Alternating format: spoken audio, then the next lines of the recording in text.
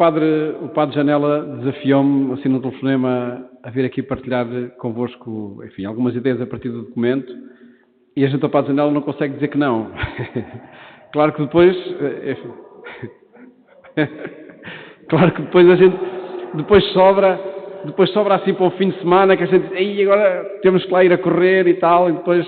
Mas é de facto com muito gosto. O padre Janela estava a falar desta história do programa Eclésia, mas não sei se lembra, eu lembro perfeitamente este programa na RTP2 Eclésia começou em 96. Uns meses antes de começar, eu, o padre Janela e o padre António Rego fomos almoçar ali num restaurante perto do Rego, do Mercado do Rego, para ali, a pensar no que é que deveria ser o programa de televisão. Sim, o que é que deveria ser este programa? Se calhar já não se lembra disso. Mas nós fizemos assim algumas tertúlias, assim num ambiente muito informal, e com o padre Janela foi uma delas. Recordo perfeitamente que ali a partir pedra, como se costuma dizer, acerca destes assuntos. E de facto o padre Janela e toda a direção do Instituto Diocesano de Formação e todos que participam dele, acho que levam por diante uma tarefa que é sempre prioritária, sempre muito urgente, não é? Pena é que, apesar de se dizer que é tão importante e tão relevante, nem sempre chegue ao número desejado de pessoas. Mas, enfim, eu também por isso é que não consigo dizer que não a estar aqui, né? Porque senão também não ia colaborar para esse objetivo que nós pretendemos. Eu não sei se ouve melhor assim, com algum eco, ou sem microfone. Será que se ouve melhor assim? É melhor o microfone? Ok. Está bem, afasto mais um bocadinho, sim. Pronto, este documento do Dicastério para a Comunicação é sobre as redes sociais, é sobre o ambiente digital. Claro que chegou com alguma surpresa. Agora, isto é uma reflexão. Portanto, é de facto uma reflexão. Não é um guia, não é um manual é uma reflexão. Até porque se fosse um guia para utilizadores da internet, as 20 páginas que cá estão, era preciso transformá-las em... Quantos caracteres acham que seriam mais ou menos necessários para serem lidos? Ou para serem ouvidos, não é? Ou seja, se forem mais de 140 caracteres, já não são lidos. Às vezes, se há mais de 3 segundos, já não é visto, não é? Quanto mais pegar um documento de 20 páginas e dizer, aprendam a utilizar a internet. Claro que os utilizadores de hoje dizem, obrigado, eu vou tentar aprender por mim próprio, não é? Porque é assim que as coisas acontecem. Nós estamos a falar de algo que para nós, e acho que podemos falar assim todos, para nós não é natural, não é espontâneo, não é? Claro que entre filhos e netos nós vemos a utilização destes dispositivos digitais de uma forma completamente diferente da nossa, não é? Nós andamos aqui a contorcer-nos entre se estamos online, mas agora estou offline, se estamos ligados, se não estamos ligados, se não sei quê. E isso são categorias que não existem para quem, como se diz também, é nativo digital. Naturalmente está ligado. O estar ligado é como estar a respirar. E naturalmente está assim, não é? Daí que é natural que não exista uma proximidade completamente, enfim, entre quem é nativo digital e quem são os imigrantes digitais, como também se chamam, ou seja, com quem tenta aprender a utilizar estes dispositivos. O problema é que mesmo que nós possamos estar mais distantes deste ambiente digital, quer queiramos, quer não, estamos dentro dele. Não é? Se nós começarmos a fazer a radiografia do dia, desde que acordamos até que nos deitamos, e se formos a tentar descobrir o rastro digital que fomos deixando, que é um autêntico rastro, ou seja, as nossas pegadas, a nossa marca que ficou no ambiente digital, desde o nascer do dia até ao fim do dia, isso desde há muito tempo que acontece, seja pelo multibanco, seja nem é preciso usar as redes sociais, não é? Agora, cada vez mais, com o desenvolvimento da inteligência artificial, nós nem precisamos dizer nada, não precisamos de fazer nada, não precisamos de ser o que somos para sermos reconhecidos num dispositivo destes. Não é por nada que, sem a gente dizer nada, estamos a pensar em marcar férias no Algarve e aparecem-nos anúncios de férias no Algarve. não é? E a gente, mas eu não disse a ninguém, mas eu não falei com ninguém, mas eu não sei o que é com ninguém. Lá está. São os tais algoritmos a funcionar, não é? São os registros de quase emoções, e aí é que a gente começa a tentar perceber como é que é possível fazer um registro de emoções, não é? Para que a interação que acontece passe para estes dispositivos. Portanto, eu vou, enfim, lançar aqui alguns tópicos à volta do documento, tendo, de facto, este por princípio, que é uma reflexão que é proposta, não é um guia, porque não consegue sê-lo, porque a metodologia não estaria certa para isto, não é?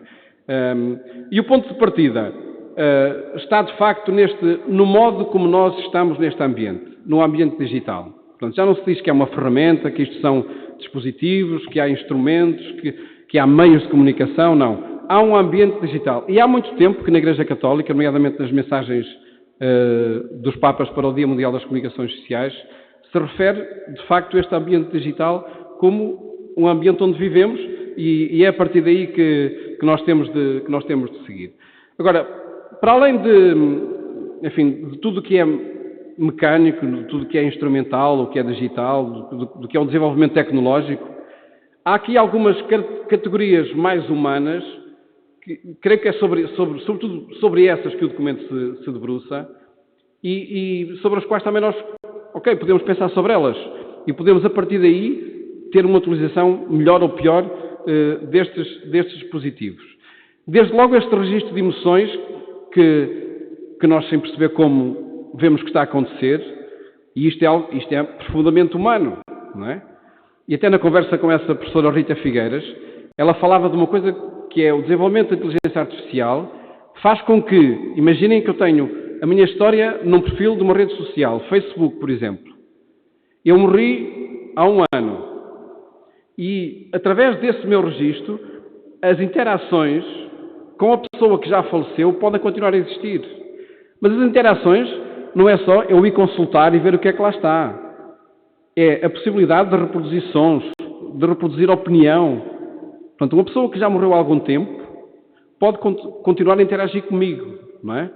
Portanto, que isto lá está, são problemas novos que se levantam, precisamente sobre esses dados que ficam no ambiente digital e que, por causa da inteligência artificial, a conjugação dos tais algoritmos, conseguem, de facto, que essa interação continue. Uma amiga de uma filha minha há tempos, ela depois de acabar o secundário, foi estudar para a Inglaterra e a gente perguntou-lhe, então o que é que vais estudar? E ela disse, olha, vou estudar 40% de Biologia, 40% de Matemática e 20% de Psicologia. Isso é o quê? É o que agora chamam de inteligência artificial. Portanto, pegam num conjunto de saberes enorme, não é? Claro que ela falou sobretudo nestes 3, mas há muitos mais que estão aí, e ela vai trabalhar para a banca, não é? Depois ela está a trabalhar na bolsa. Portanto, para perceber o comportamento dos clientes e interagir com eles a partir dessas categorias, da biologia, da matemática e da psicologia, não é? Há um ponto de partida nas redes sociais que nos remeteriam logo para isto, que é, você já, para ser amigo de uma pessoa, por exemplo, há algum sítio mais fácil do que uma rede social? Para ser amigo para uma pessoa se considerar amiga de outra, o que é que precisa? Chegar lá a dizer, gosto, põe um like, não é? Ou então escolhe outra pessoa, só porque no grupo de amigos dela estão alguns que eu conheço, escolhe também ser amigo dessa pessoa. Haverá forma mais fácil de fazer amizade do que por ali?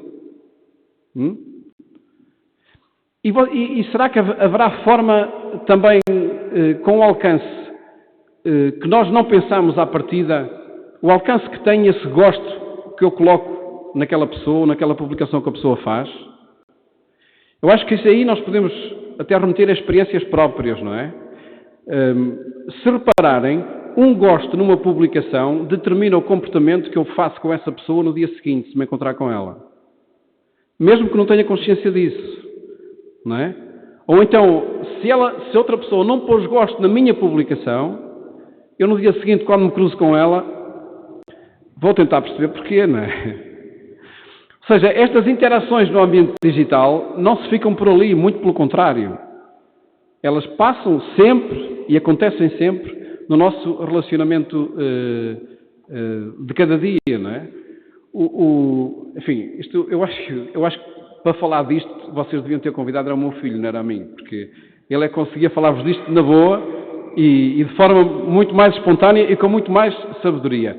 É um exemplo também deles, de quando estão quando estão enfim, nos ambientes de amigos, na escola ou fora da escola, ou não sei o quê, muitas vezes eles estão lá, mas estão com o telefone na mão, não é?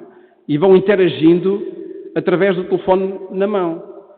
Houve uma altura que vieram para casa e continuaram a interagir com o telefone na mão, para os amigos que já não estavam perto. Mas um dia os meus filhos vieram-se, mas isto não é a mesma coisa. Quando nós estamos com eles, mesmo a falar por telefone, a quem está ao meu lado, é diferente quando estou longe da pessoa a falar também por telefone.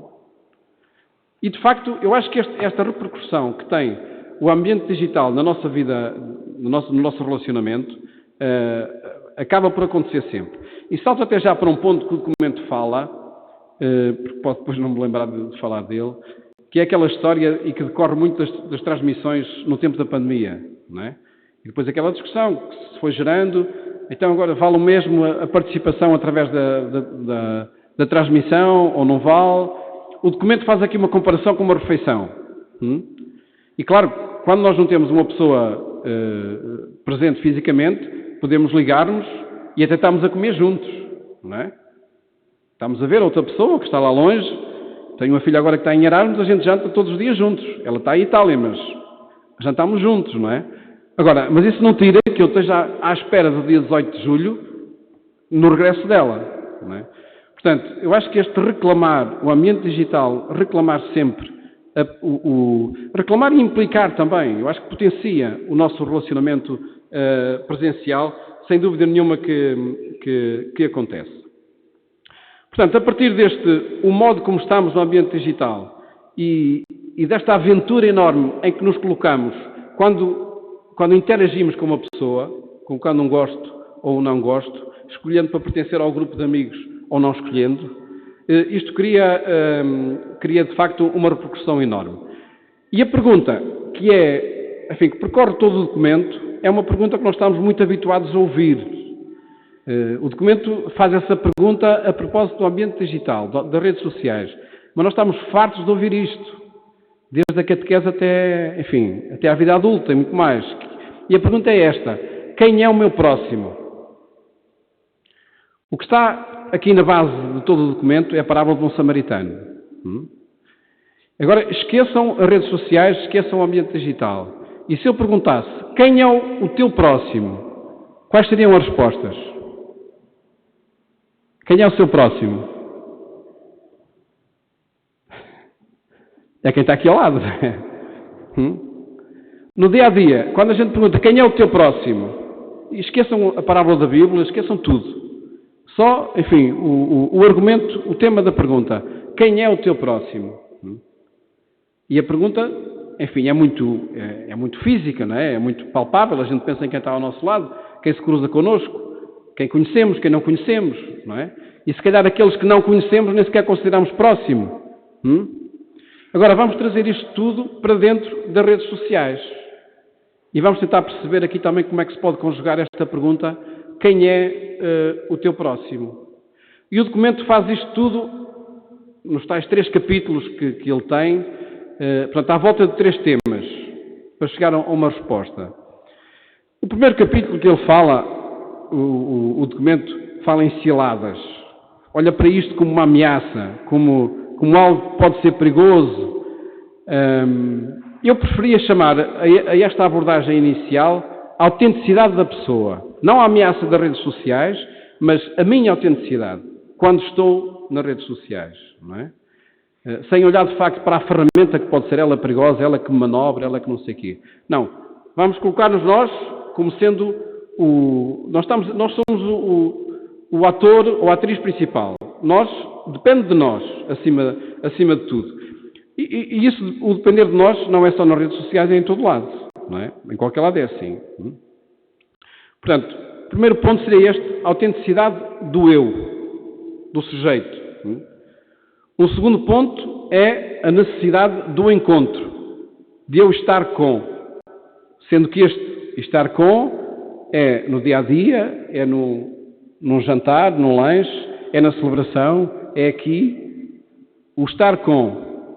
O estar com também pode acontecer através de mediações, através neste ambiente digital. Também a consideramos.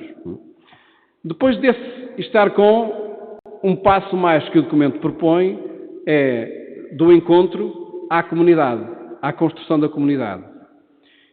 Sendo que aqui é capaz de ser aquele horizonte mais dramático, no sentido de esta comunidade que eu ou sou capaz de construir, ou então, se não construo comunidade, construo divisão.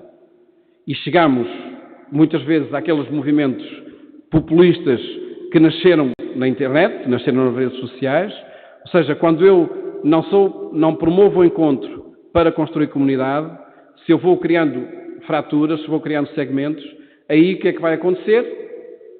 Há divisão, deixa de haver a interação entre pessoas e passa a haver oposição entre pessoas, e quem fala em pessoas, fala em grupos, fala em países, fala em continentes, e chegamos a partidos que chegam ao governo, chegamos a guerras que acontecem, que podem ter tudo isto na origem. Indo um bocadinho, enfim, sem estar aqui com muita demora, a cada um destes 3 pontos, desde a autenticidade do eu, depois o encontro e depois a comunidade, creio que é esse o percurso que o documento faz.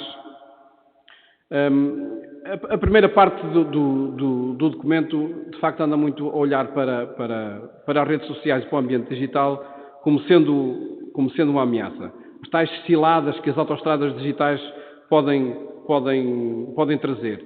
E chamam-se ciladas porque nós parece que estamos encurralados desse ambiente que não escolhemos e parece que somos vítimas de tudo isso.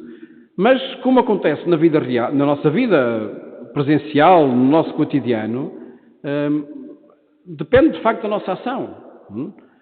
A gente pode usar um carro para atropelar uma pessoa ou para chegar daqui a lá, não é? A gente pode usar as redes sociais para um comentário positivo ou para um comentário negativo. Podemos usar as redes sociais para fomentar o ódio ou para não fomentar o ódio. Portanto, depende de facto, e aí a palavra é certa, depende do utilizador, de quem está a utilizar essa rede social. E há de facto máquinas que estimulam esta divisão, a tal conjugação dos algoritmos, sem dúvida nenhuma que ela é usada de forma comercial, nós temos de ter consciência disso. Havia um ditado popular muito antigo que dizia: se passou na televisão, logo não existiu, não aconteceu. Até para contrariar, mesmo quando a gente via uma história qualquer na televisão, para não acreditarmos à primeira. Ok, vamos ver outra, pelo menos noutro órgão de comunicação social. E ainda mais se diga das redes sociais, não é? Eu lá em casa, quando me dizem alguma notícia que viram no Facebook, eu confesso que não ligo nada, mas é que é absolutamente nada, não é? Porque, lá está, nós temos de criar alguns mecanismos de defesa, a não ser que seja uma citação da Eclésia. Aí, pronto, acho que devem acreditar, sem dúvida, não é? Aí, sem dúvida.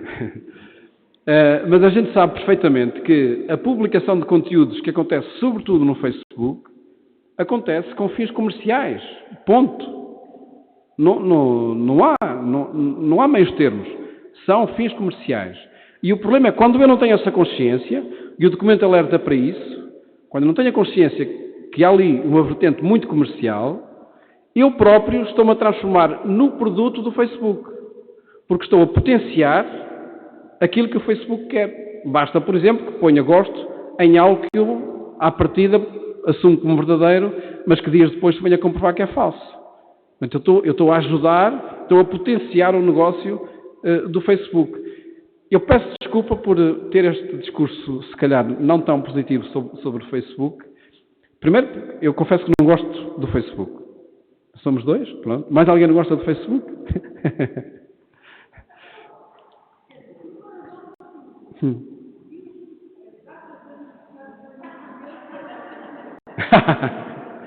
Sim, mas sabe que eu entrei em crise por causa disso.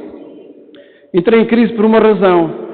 Porque, de facto, o Facebook, ano após ano, lembra as datas de aniversários, e eu ia lá mandar uma mensagem. No dia seguinte, no ano seguinte, ele também lembrava, eu voltava a mandar a mensagem e ficava registado que a última vez que falei com ele foi no ano anterior. Eu, não, assim não. Por aí eu não quero, não é? Por aí não quero. E isso, seja através da rede social, seja, lá está, nós não podemos ficar por ali, porque se nós mandarmos uma mensagem e fica tudo bem, não fica, não está tudo bem, não é? Não está tudo bem. Eu acho que o Facebook e outras redes sociais, a gente fala muito agora no Facebook, aqui entre nós, quer queiramos, quer não, é o que tem mais, enfim, tem mais propagação e sobretudo entre os adultos é o que é mais usado, não é? Entre os adolescentes e jovens, claramente que não é? O Instagram é sobretudo por aí. Há também outra rede social que acho que entre nós ainda não é muito usada com fins comerciais ou de propaganda, que é o WhatsApp. Por exemplo, no Brasil isso já é mato, não é? Já é sobretudo através daí. E precisamente por causa de algo que tem um impacto enorme, que é nós recebermos uma mensagem personalizada para mim, não é? Alguém me mandou a mensagem. E a gente, está bem, mandou a ti e mais umas centenas de pessoas. Claro que o meu dispositivo diz que foi para mim diretamente, não é? E nós ficamos ali com o ego todo inchado, que são muito importantes. O Presidente mandou uma mensagem. Não mandou, não.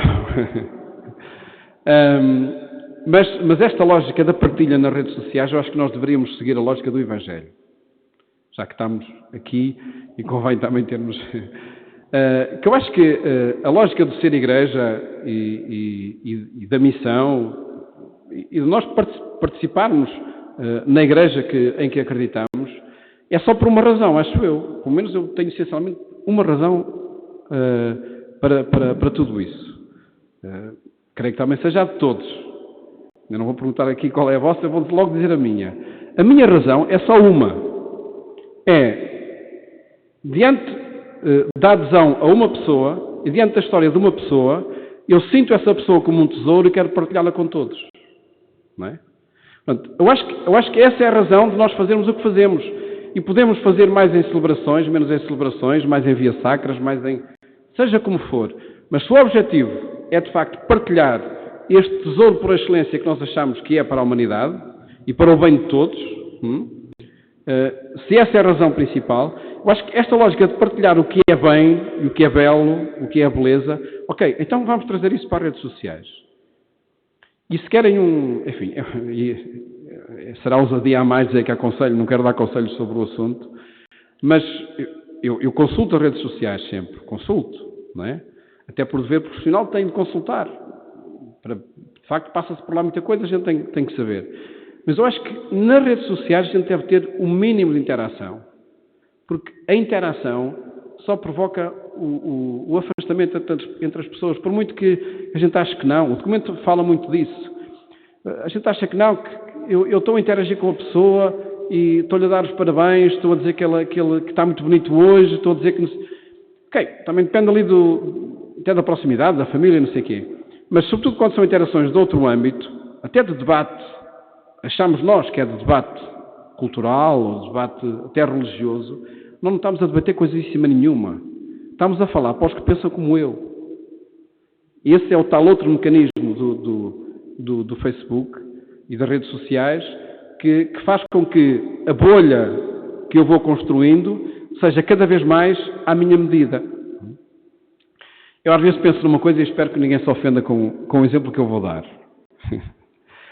O relacionamento entre pessoas é tramado, no sentido que é difícil. Se nós quisermos construir um relacionamento sadio entre nós, a gente tem que debater ideias, tem que ser capaz de dialogar. O dialogar implica, sobretudo, escutar, não tanto falar, se calhar, e o documento fala muito disso também.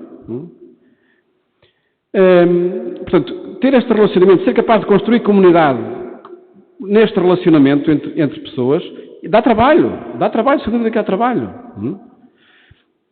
E não vou fazer nenhuma acusação, não me julguem por isto, até porque é um tema tabu que a gente não pode falar dele. Mas, por vezes, nós vemos que há pessoas que desistem do relacionamento entre pessoas e procuram alguma satisfação de relacionamento não só entre humanos, mas também, por exemplo, com um gato ou com um cãozinho. E bem, acho que sim. Eu não estou a fazer nenhuma acusação. Mas, atenção aqui a uma coisa, é que a interação já não é a mesma, não é? E se eu educar o cãozinho que tenho lá por casa, ele vai-me obedecer sempre. Mesmo que eu lhe diga para fazer algo que não deve fazer, ele obedece-me sempre. Se quiserem passar esta imagem, e só por isso é que dei a imagem dos animais, porque tenho muito respeito pelos animais, acho que têm de ser protegidos, sem dúvida nenhuma.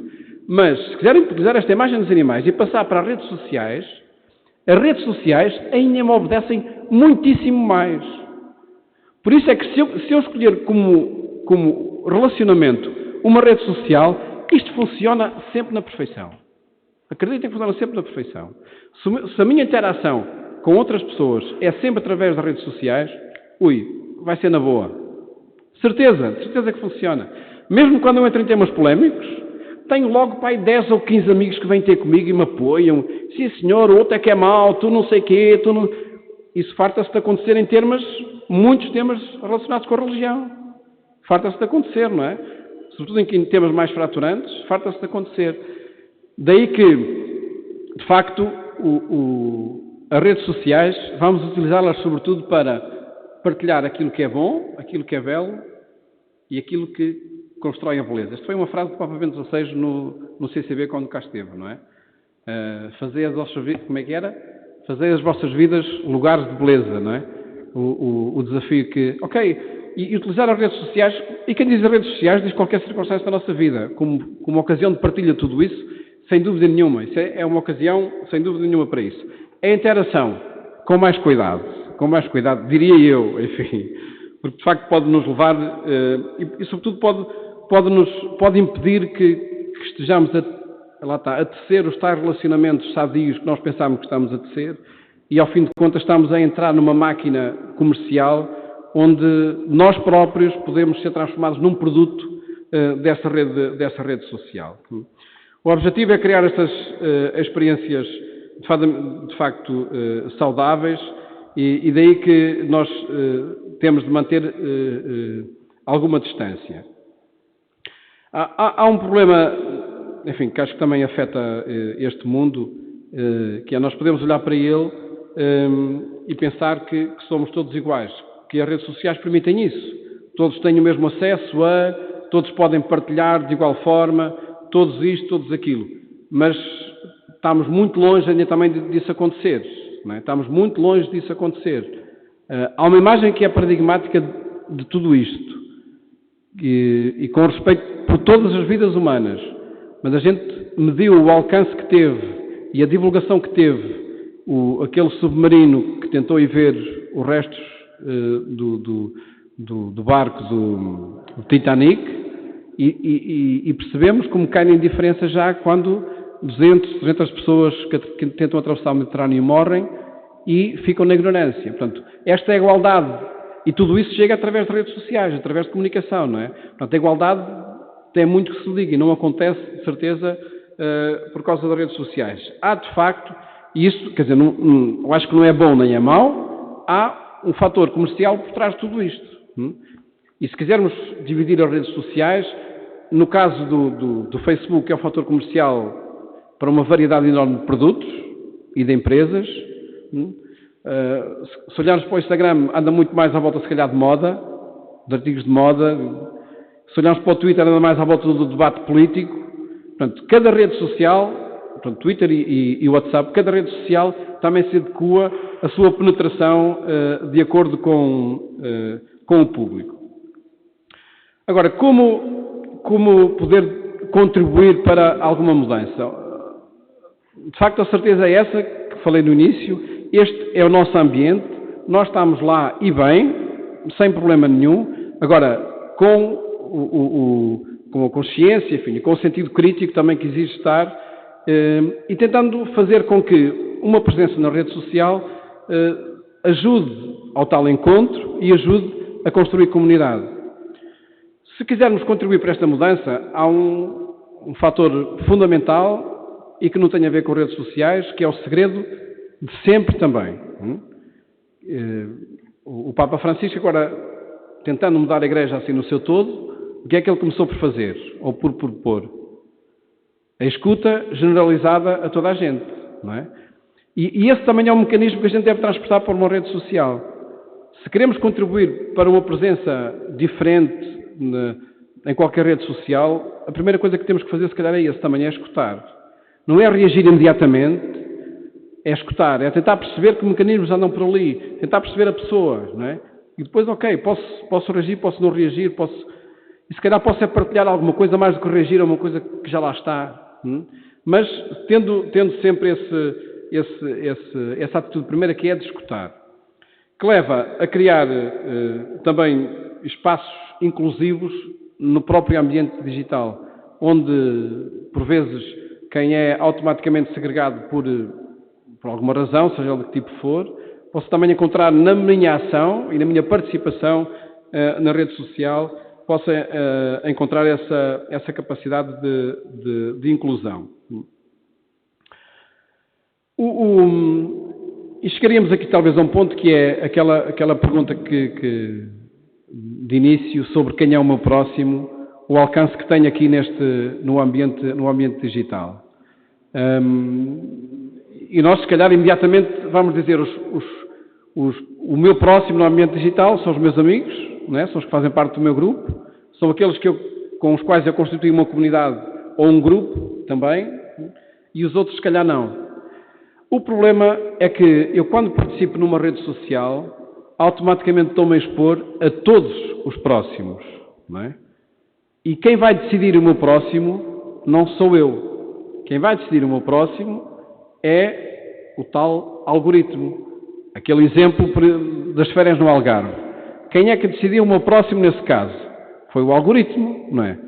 Ou porque houve ali ou porque eu pus um gosto sobre esse assunto, ou porque pensei sobre ele, automaticamente criou-se ali uma proximidade ao interesse meu.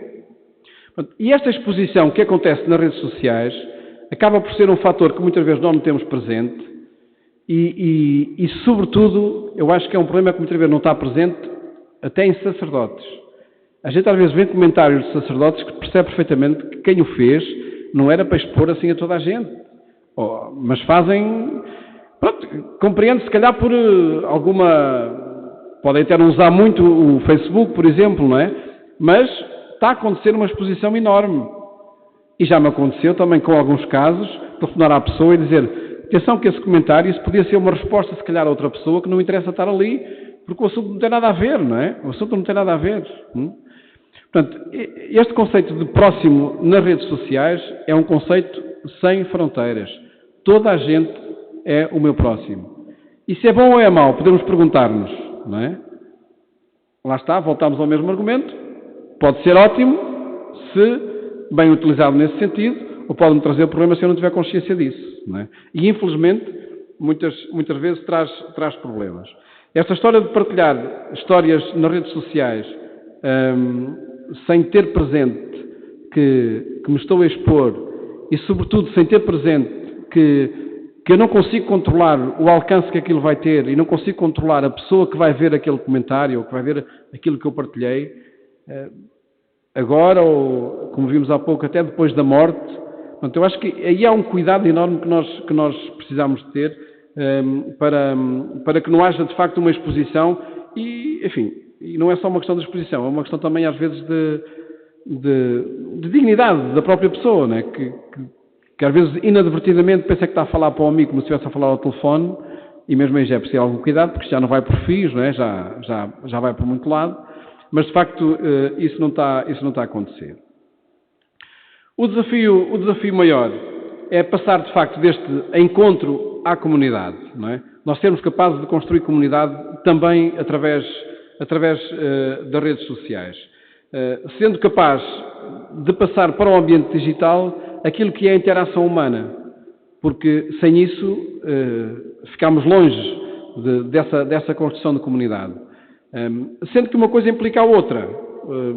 A comunidade digital vai potenciar a comunidade física, presencial, e a presencial vai potenciar também a comunidade digital. Seja nos ambientes profissionais, seja nos ambientes religiosos, em qualquer um dos ambientes. Este percurso acerca da utilização dos meios de comunicação social, nomeadamente nas mensagens para o Dia Mundial das Comunicações Sociais, foi tendo ali um percurso em que se olhava para os meios como, desde o Concílio Vaticano II, primeiro eram as maravilhosas criações intermaríficas, não é? As maravilhosas obras do Criador. Os meios de comunicação social eram olhados assim, não é? Depois foram considerados ferramentas, depois instrumentos, depois falou-se numa nova cultura, depois falou-se, enfim, já muito mais na década de 90, no tal ambiente digital. E eu, mesmo tendo a certeza que nós estamos imersos nesse ambiente digital, eu acho que nós teríamos muito a ganhar se não deixássemos de olhar para estes dispositivos como instrumentos, como mediadores, sem nos deixarmos escravizar, deixem-me dizer assim, sem deixarmos completamente manobrar por eles. Porque isso acontece se nós darmos por ela. Nós não damos por ela, mas podemos ficar encapsulados quase por este dispositivo. E se quiserem fazer o exercício, enfim, muito pragmático, vejam, por exemplo, quando se sentam à mesa para jantar, até num restaurante, se for preciso, qual é a primeira coisa que fazem, não é? Ou então, quando chegam a casa, ou quando chegam ao trabalho, qual é a primeira coisa que fazem? Eu também, quer dizer, e não estou muito tempo sem. Ou então vejam a dor de cabeça que é quando estamos num sítio sem ter acesso à internet. A gente faz uma viagem, vai para o estrangeiro, não pode ligar os dados porque é caro. Temos de estar à espera que chegue o restaurante ou que chegue o hotel para ter os dados. Isto é uma dor de cabeça, não é? Isto é uma dor de cabeça. E a gente pergunta-se, e para quê? Precisavas disso?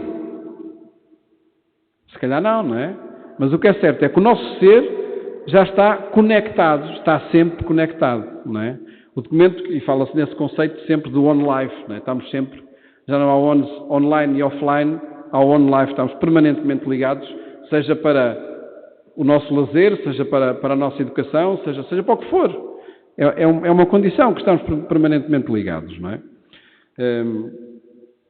Bem, isto ao fim do dia, e a partir do documento, a única coisa que eu fazia, agora a terminar, era algumas propostas com as quais o documento termina, para que de facto se possa passar, para que possamos ter uma autenticidade do eu na internet, este perfil que nós constituímos na internet possa ser autêntico, ser verdadeiro, porque só assim é que as relações também são autênticas, para que consigamos promover o encontro e passar do encontro à comunidade.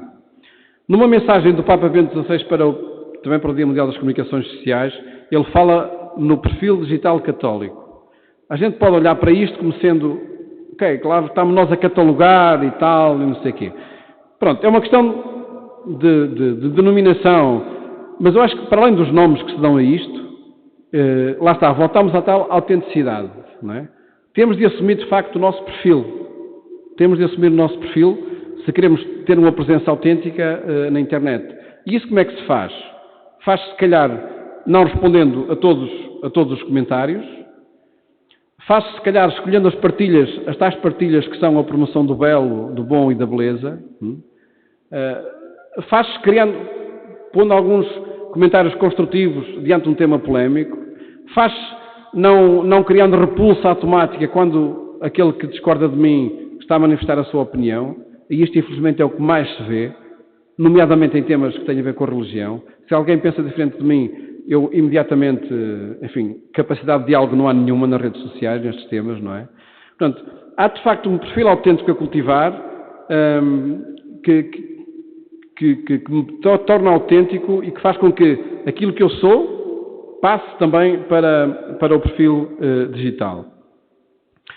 Depois, uma coisa que creio que também pode ser muito útil é eu pensar que estou a agir não só individualmente, mas estou a agir como comunidade.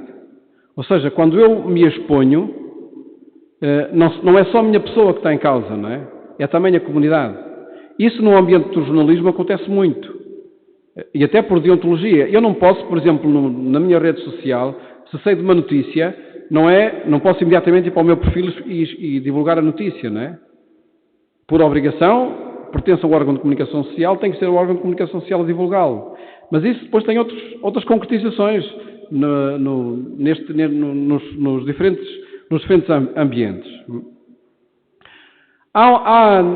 Percebe-se até pelo impacto que as redes sociais têm, que há uma necessidade crescente de liderança, não é? Nós falámos disso muito a nível político, falámos a nível religioso também, e as redes sociais também denotam isso. Há alguns perfis nas redes sociais, também de padres, por exemplo, que têm muitíssimos seguidores, não é? Portanto, e diante desta necessidade de perceber que que são precisos líderes, fomentar esta liderança, seja pessoal, seja sobretudo uma liderança comunitária, pode ser um meio para que a presença numa rede social seja mais autêntica. Por exemplo, dou um exemplo agora das Jornadas Mundiais da Juventude.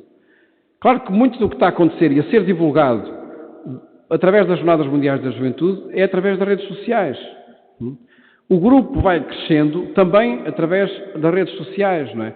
Mas isto é um bocado contra a natura, o funcionamento das redes sociais, que são sobretudo pessoais, não são tanto institucionais. Por isso é que se vocês compararem o impacto que tem uma publicação, até a mesma publicação de uma pessoa individualmente ou da instituição que representa, a da pessoa tem muitíssimo mais alcance do que tem a da instituição, seja a Igreja Católica, seja partido político, seja o que for. Se o António Costa põe uma publicação no Twitter e o Partido Socialista também puser, vejam a diferença que existe de alcance dessas publicações. Lá está, são os tais mecanismos que existem aí. Daí que esta necessidade de agir como comunidade seja muito, muito desafiante. A liderança leva-nos ainda a um tema que é, nós podemos pensar que, ok, as redes sociais estão entregues aos tais influencers, os macro-influencers, aqueles que põem o Ronaldo, mete no Instagram uma partilha, chega a milhões. Isso também não nos deve deixar rendidos a esses macro-influencers. Devemos cultivar os micro-influencers, ou seja, as pessoas que, pessoalmente, através do seu grupo, através da sua comunidade, vão criando grupo, vão fazendo crescer a bolha e, sobretudo, vão conseguindo atingir outras bolhas, porque este é sempre o grande desafio na presença numa rede social. É eu ultrapassar a minha bolha e conseguir fazer chegar, atingir outros espaços que não são os meus, que não são os que pensam como eu. Será que nós conseguimos numa rede social ser reflexivos e não reativos? Normalmente a rede social impele é ao contrário, é gosto ou não gosto, não é? Ou gosto ou tenho ódio, ou então faço um comentário completamente oposto. E este é um desafio lá está, é um dos desafios que nos podem ajudar a transformar. É promover uma presença sobretudo reflexiva e não tão reativa. Entre as propostas que o documento faz, e talvez, enfim, por ser na moda, por ser um tema da moda, este documento de dicastério propõe também que a presença na rede social seja sinodal. O que é que ele quererá dizer com isto? Lá está. Sobretudo, aquela categoria que nós também há pouco falámos da escuta, promovendo essa escuta e sendo capaz de interagir com as pessoas e com o que são os seus pontos de interesse principais ao longo do dia. O documento termina depois com uma parte ainda bastante longa, onde aborda este tema do ser testemunha nas redes sociais.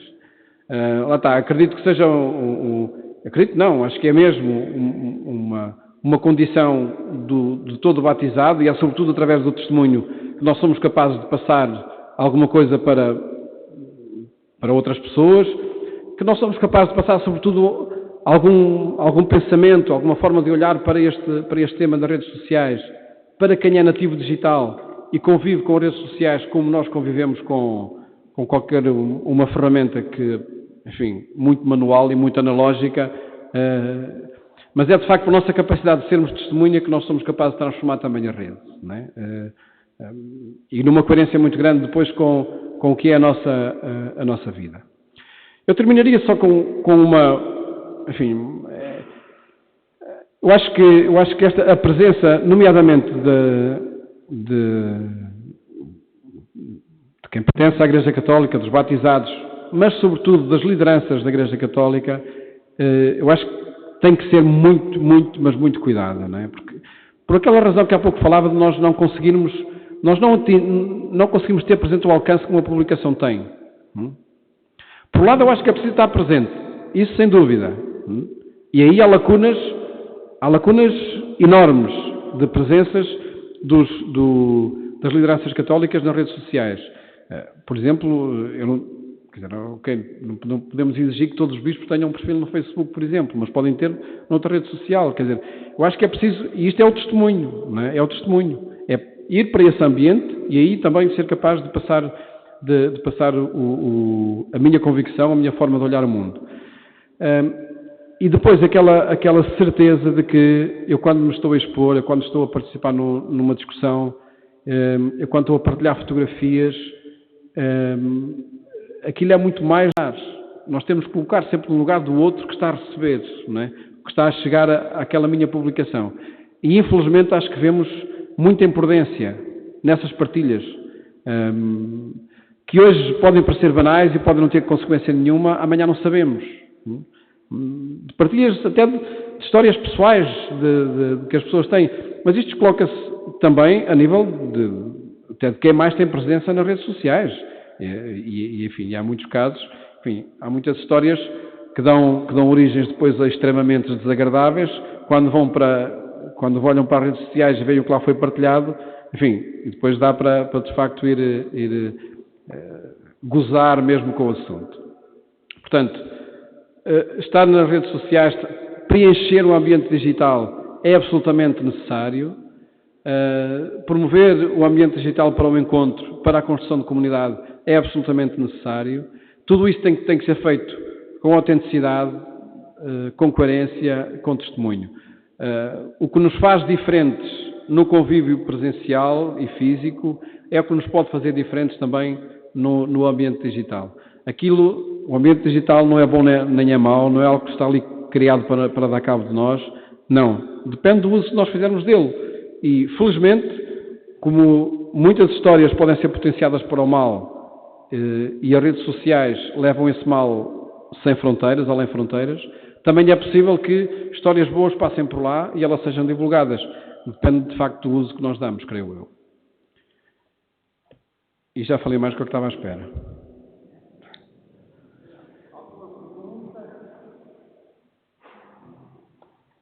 São 8h30, Padre Janela. O aspecto da agressividade, eu poderia, no Jornal de Notícias do Porto, no artigo, justamente, ele denunciava um clima de agressividade, que para nós é patente, na desporto, é patente na política, mas que começa a criar o nosso viver, nomeadamente até que ponto as bolhas a dar mesmo, viram umas contra as outras e não é numa aplicação mundial de agressividade, de ditadores. Sim. Sim. A parábola do ícone, a parábola do samaritano. Uma das coisas que me pareceu interessante, do ponto de vista pastoral, é que indivíduo não está no bom samaritano, está no Cristo. Naquilo que eu sou capaz de me aproximar, não é? Não, naquilo não. Sim. Esta agressividade, infelizmente, as redes sociais, sejam elas quais forem, sejam a troca de mensagens, seja a partilha de conteúdos, foram desde a primeira hora mecanismos para pontos de encontro de conflitos, não é? Nomeadamente aqui na Europa, em França, foi o exemplo mais, repetido de que através de convocatórias nas redes sociais juntaram-se manifestantes, juntaram-se polos opostos de pontos de vista, seja para situações de governo, sejam outras. Infelizmente, e esse é um problema que decorre dos debates que acontecem nas redes sociais, quando os extremos se vão polarizando cada vez mais, é eles passarem depois para passarem para a porrada mesmo, não é? Que é mesmo assim.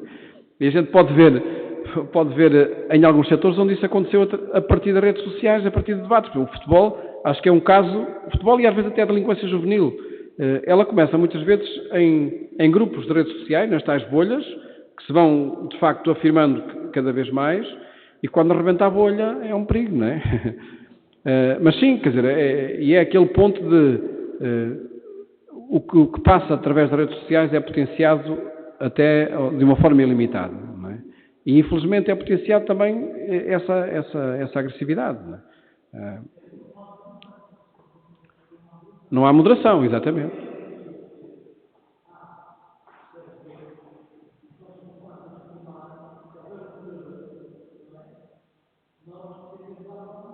Sim. Sim. Não, eu só agradeço.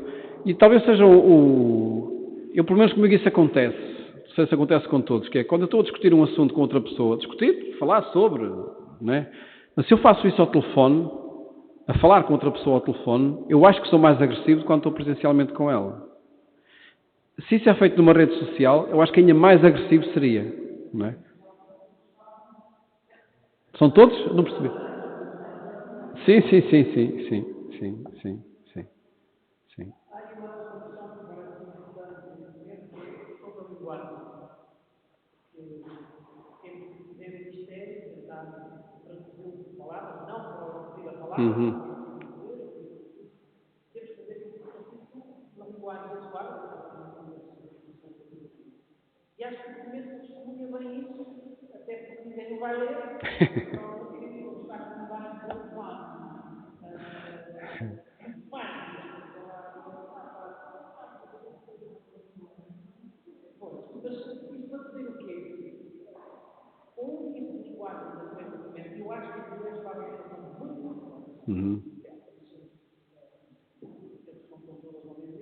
Sim.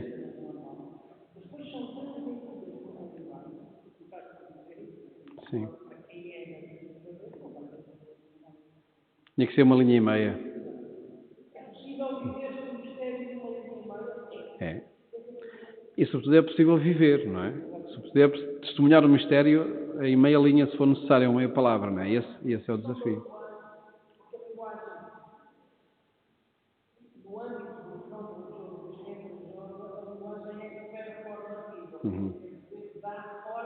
Sim.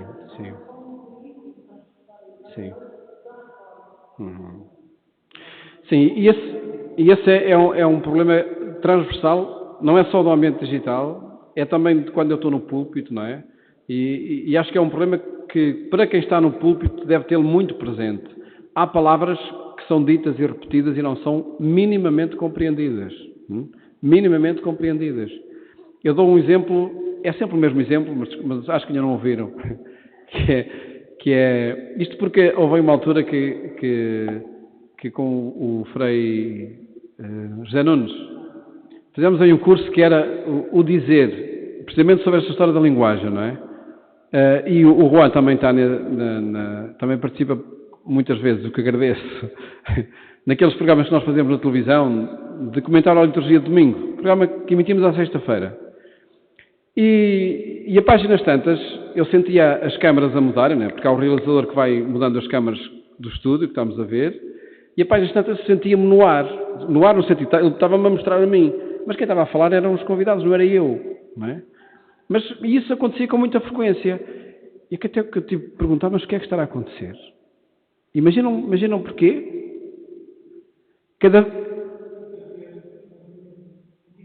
Não era só dinâmico. É que cada vez que os comentadores falavam em carta de Paulo, eles mostravam-me a mim. Para eles, Paulo era eu, não era o São Paulo, não é?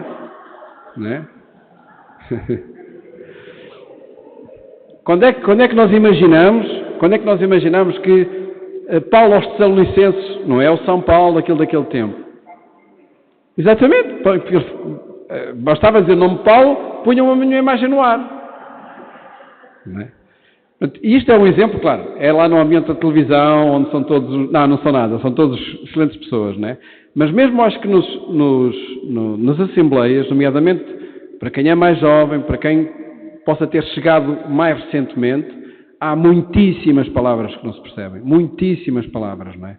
E esta estratégia performativa da linguagem tem de ser o recurso permanente. Até porque é por aí que nós conseguimos captar também a atenção, não é?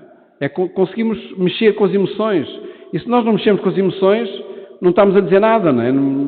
Ok, estamos a repetir conceitos, frases, mas não toca cá dentro, não é?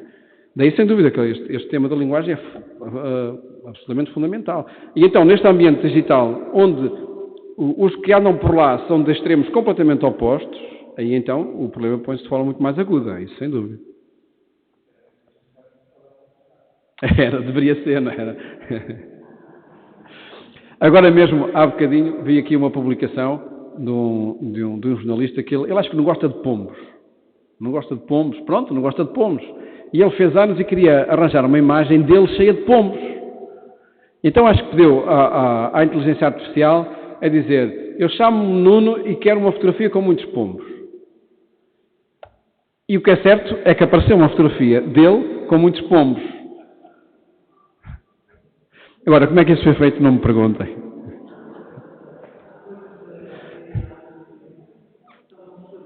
Sim.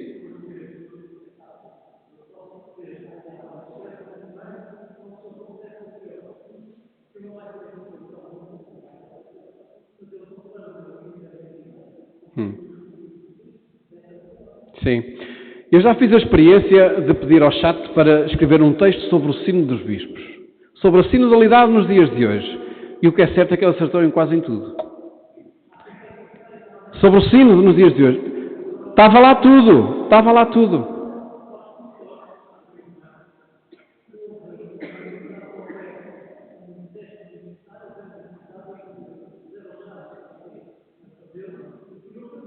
Sim. Eu ainda não consegui perceber uma coisa. É que os professores recomendam o uso do chat GPT. Isso é que ainda não percebi porquê.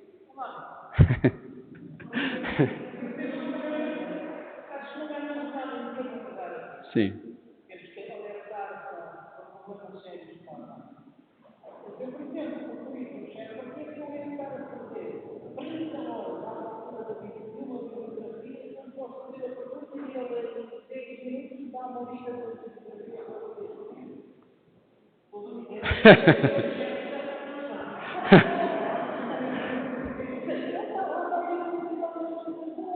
Sim.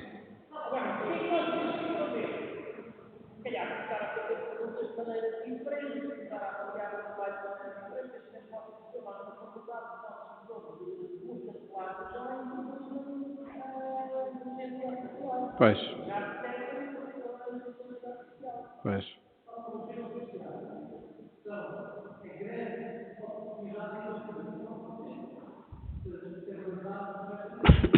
Uhum. Sim. Uhum.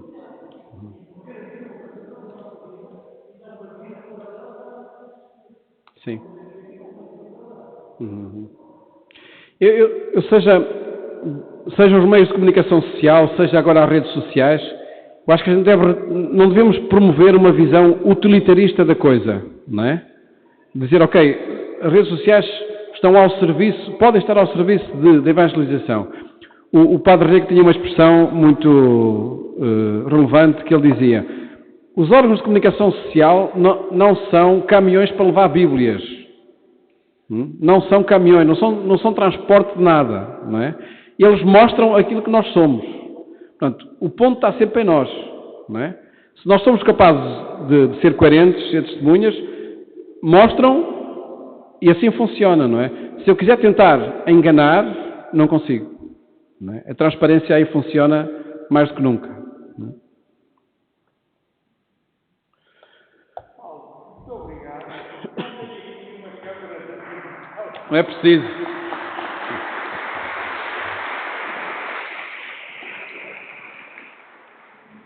Não, obrigado por esta oportunidade de falarmos em conjunto.